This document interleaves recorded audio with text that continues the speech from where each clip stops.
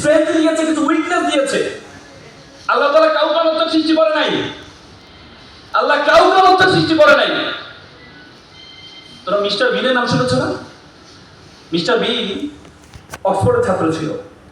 সে যখন অক্সফোর্ডে যাবে, অক্সফোর্ডে যাওয়ার পর তার খুব স্বপ্ন সে নাটিকা করবে, নাটক করবে। তো সে অক্সফোর্ড থিয়েটারে যায়। থিয়েটারে যাওয়ার পরে অক্সফোর্ড থিয়েটার তাকে একটা ডায়লগ দেয়, সে ডায়লগটা বলতে পারে না। তো অক্সফোর্ড থিয়েটার তাকে বের, তুমি ডায়লগ বলতে পারো না, তুমি আবার কি বলবে, তুমি কি থিয়েটারে জয়েন করবা? তাকে বের করে দেয়। মিস্টার বিন চিন্তা করলো, আমি ডায়লগ বলতে পারি না, আমার মুখে জড়তা আছে, এই জন্য আমি বলতে পারি না, কিন্তু আমি এমন একটি অভিনয় আবিষ্কার করব যে অভিনয়ে কোনো ডায়লগ দিতে হবে না। 3 বছরের মাথায় সে এমন অভিনয় আবিষ্কার করলো, পর অক্সফোর্ড থিয়েটার তাকে নিয়ে পুরস্কৃত করেছে। সুতরাং আল্লাহ তাআলা তোমার মধ্যে যে স্ট্রেংথ দিয়েছে, আবার কিছু উইকনেসও আছে। আল্লাহ তাআলা তোমাকে অনর্থক সৃষ্টি করেনি। আল্লাহ তাআলা কোরআনে বলেছে, ওয়ামা খালাকতাস সামা ওয়াল আরদা, আমি আসমান এবং জমিনে যা কিছু সৃষ্টি করেছি, ওয়ামা বাইনাহুমা বাতিলান, কোনো কিছু আমি অনর্থক সৃষ্টি করিনি। আমি কোনো কিছু অনর্থক সৃষ্টি করিনি। তোমাকে দেখতে একটু কালো, তুমি ভাবো হ্যাঁ আমার বান্ধবীরা দেখতে সুন্দর, দেখতে লম্বা, পড়াশোনাও ভালো, আল্লাহ আমাকে কি দিয়েছে? আমাকে ভালো চেহারা দেয়নি, আমাকে ভালো পরিবারে জন্মগ্রহণ করেনি।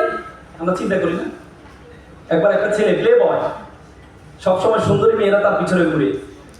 চিন্তা করলো, সুন্দরী মেয়েরা তার পিছনে মেয়েদেরকে সময় দিতে পড়াশোনা করে নাই, আমি বিয়ে শাদী করতে হবে, বয়স পার হয়ে যাচ্ছে, পরবর্তী জেনারেশন তো লাগবে। বন্ধুকে বলো, বন্ধু বিয়ে শাদী করতে হবে, এখন বিয়ে শাদী করতে টাকা লাগবে, টাকা তো নাই, কেমনি বিয়ে করবো?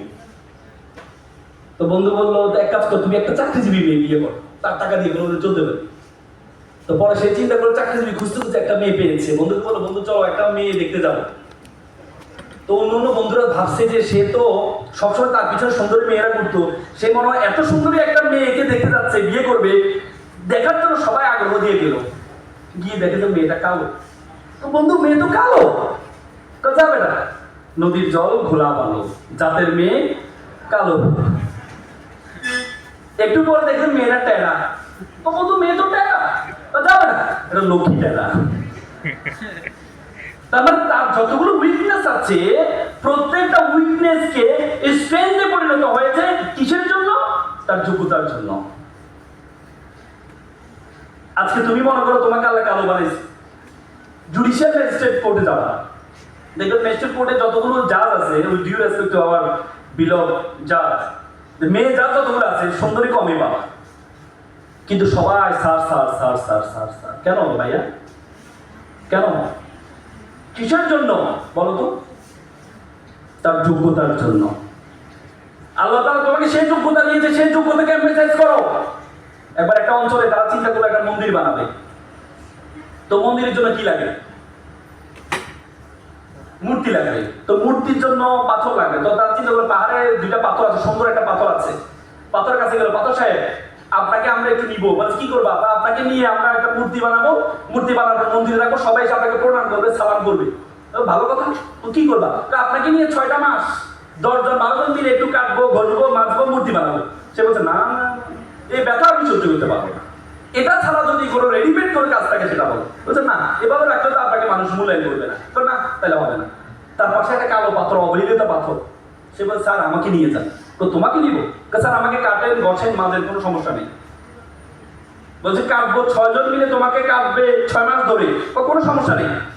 পরে তাকে কেটে বসে মেজে তাকে মূর্তি বানালো, মন্দিরে রাখলো, সবাই এসে তাকে প্রণাম করে, সালাম করে, সবাই এসে তাকে পূজা করে, সবাই এসে নারিকেল পানি ঢালে, দুধ ঢালে। তখন মন্দির কর্তৃপক্ষ দেখলো বিশাল একটা লাইন নারিকেল নিয়ে, প্রত্যেকে নারিকেল যদি দেয়ালে ভাঙে তাহলে দেয়ালটা ভেঙে যাবে। তারা চিন্তা করে নারিকেল ভাঙার জন্য একটা কি লাগবে? পাথর লাগবে। তখন ওই যে সাদা পাথর, যার সাথে সবসময় সেলফি তোলে, তার কাছে গেল, পাথর সাহেব আপনার একটা কাজ পেয়েছি। কি কাজ? তো কাটবা ঘষবা? না না, কাটা ঘষা কিচ্ছু নেই, শুধু আপনাকে রাখবো আর নারিকেল ভাঙবো। খুব চমৎকার কাজ, নিয়ে যাবো আমাকে। পরে মন্দিরের মুখে তাকে রাখে, প্রত্যেকে নারিকেল এনে ভাঙে আর পানিটা নিয়ে কোথায় ঢালে? ওই যে অবহেলিত মূর্তি তার উপর ঢালে। সে বলে কি বেটা, তুইও পাথর আমিও পাথর, তোর সাথে একটা সেলফি তুলতো না আর আমার সাথে সবাই সেলফি তুলতো, আজকে সবাই এসে আমাকে একসাথে লাথি মারে, জুতোগুলি জুতো পিতে লাগায় আমার উপর জুতো রেখে, আর তোকে সবাই এসে নারিকেল পানি নিয়ে দুধ ঢালে। তখন সে বলেছে আজকে তো আপনি আমাকে দেখতে পাচ্ছেন, আমাকে কাটা হয়েছে, ঘষা হয়েছে, আমাকে মাথা হয়েছে, সেটা আমি সহ্য করেছি বলেই মানুষ আজকে আমাকে সম্মান করছে, প্রণাম করছে। আমরা সবসময় বলে আপনার দুনিয়ায় তকদির কখনো পরিবর্তন হবে না। অথচ আল্লাহ রাসূল বলেছেন মান জাদ্দা ওয়াদাদা, তুমি ততটুকুই পাইবা যতটুকু তুমি চাইবা। এবং আল্লাহ তাআলা কোরআনে বলেছে ওয়াল্লাইসা লিল ইনসানি ইল্লা মা সা, মানুষ ততটুকুই পায় যতটুকু সে চেষ্টা করে। এবং আল্লাহ তাআলা কোরআন আরেকটা আয়াতে চমৎকার বলেছেন ইন্নাল্লাহা লা ইউগাইয়িরুল কাওমি হাত্তা ইউগাইয়িরু বিআনফুসিহিম। আল্লাহ কোন জাতির ভাগ্য পরিবর্তন করে না, কোন ব্যক্তির ভাগ্য পরিবর্তন করে না যতক্ষণ পর্যন্ত ওই জাতি ওই ব্যক্তি নিজের ভাগ্য পরিবর্তন করার চেষ্টা না করে। তুমি কিছুই করবে না, তোমাকে মানুষ এমনি সম্মান করবে, এমনি প্রণাম করবে। আজকে থেকে যে 3 মাস তোমরা সময় পাবা, প্রত্যেকটা minute, each and every time, every moment you have to utilise, each and every moment. আজকে তুমি এখানে বসে আছো, 3 মাস পর তুমি আবার এখানে দাঁড়াবা। এখানে অনেকে বসে থাকবে তোমার কথা শোনার জন্য, যে ভাইয়া ঢাকা বিশ্ববিদ্যালয়ে চান্স পেয়েছে, ভাইয়া রাজশাহী বিশ্ববিদ্যালয়ে চান্স পেয়েছে। আজকে তুমি ঢাকা বিশ্ববিদ্যালয়, রাজশাহী বিশ্ববিদ্যালয়ে চান্স পাও, তোমার জীবনটা ডাবল পরিবর্তন হয়ে যাবে। আজকে দেখো বাংলাদেশে জাতীয় নির্বাচন নিয়ে কোনো চিন্তা নেই, সব চিন্তা কি নিয়ে?